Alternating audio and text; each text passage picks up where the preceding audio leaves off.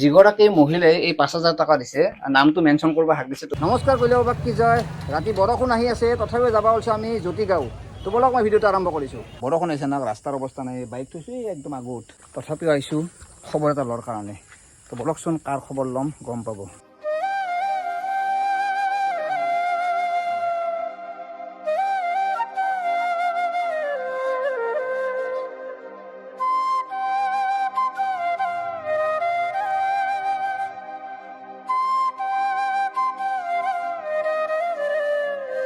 এই ছোৱালীজনী দেখা পাইছে আপোনালোকে, আজিৰ পৰা প্ৰায় ১৫-২০ দিন হৈছে ন, ১৫-২০ দিন আগতে এবাৰ ভিডিঅ' আপলোড দিছিলোঁ, যিটো মানে ভিডিঅ'ত আপোনালোক কৈছিলোঁ যে ছোৱালীজনীয়ে কাণেদি নুশুনে, তাৰ কাৰণে অলপ পইচাৰ প্ৰয়োজন হৈ আছিল।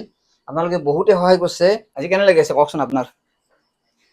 আজি আপোনালোকৰ সহায় কৰাৰ কাৰণে বহুত আমাৰো অকণমান আগবাঢ়ি যাবলৈ আমি পাৰিছোঁ আৰু গৈছোঁ একবাৰ গুৱাহাটীত।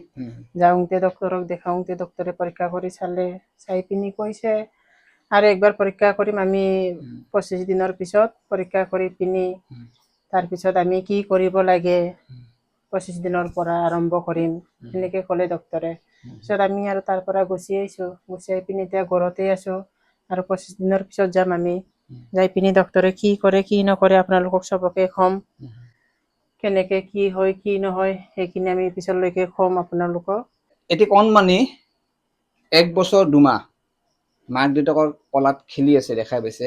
ইয়াৰ আগতে যিটো ভিডিঅ' দিছিলোঁ আপোনালোকে গম পায়, সেই ভিডিঅ'টোত মাক দেউতাকে হুক হুকাই কান্দিছিল, কিন্তু আজি মাক দেউতাকৰ মুখত হাঁহি, আৰু এইখিনি হাঁহি আপোনালোকে দিছে। আপোনালোকৰ কাৰণে আজি এই পৰিয়ালটোৰ মুখত হাঁহি আহিছে। এই ছোৱালীজনী হয়তো ২৫ দিন পিছত অপাৰেশ্যন হোৱাৰ সম্ভাৱনা আছে, আৰু যি মানে গালখন ফুলি আছে তাতে গালখন ফুলাও বন্ধ হৈছে। আৰু আপোনালোকে বহুতে সহায় কৰিছে। এখন লিষ্ট আছে মোৰ হাতত, মই লিষ্টখন দেখাই আছোঁ আপোনালোকক। এই চাওক, এই লিষ্টখন চাই লওক, দেখাই আছোঁ। এইফালেও চাওক, প্ৰায় আপোনালোকে ৫০,০০০ টকাৰ ওপৰত তেওঁলোকক সহায় কৰিছে। বহুত বহুত ধন্যবাদ দিছোঁ আপোনালোকক।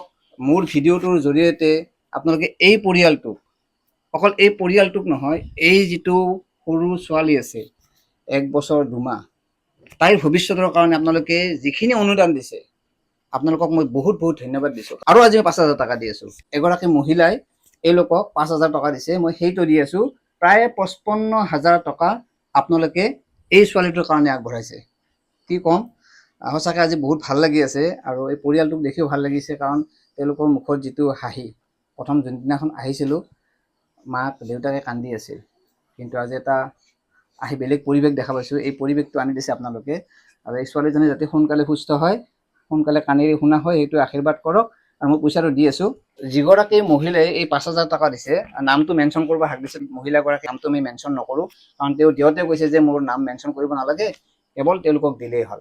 তো মই আপোনালোককে দিছোঁ, আপোনাক দি দিছোঁ। এইটো বৰ্ণালী দাস ৫২,২০০ টকা দিছে। কাৰণ বহুতে মোক সুধি আছিল যে ছোৱালীজনীৰ কি হ'ল কি হ'ল। ছোৱালীজনী বৰ্তমান সম্পূৰ্ণ সুস্থ, আৰু হয়তো ২০-২৫ দিন পিছত মানে এটা পৰীক্ষা আছে, তাৰপিছত হয়তো এই ছোৱালীজনীৰ অপাৰেশ্যন হ'ব।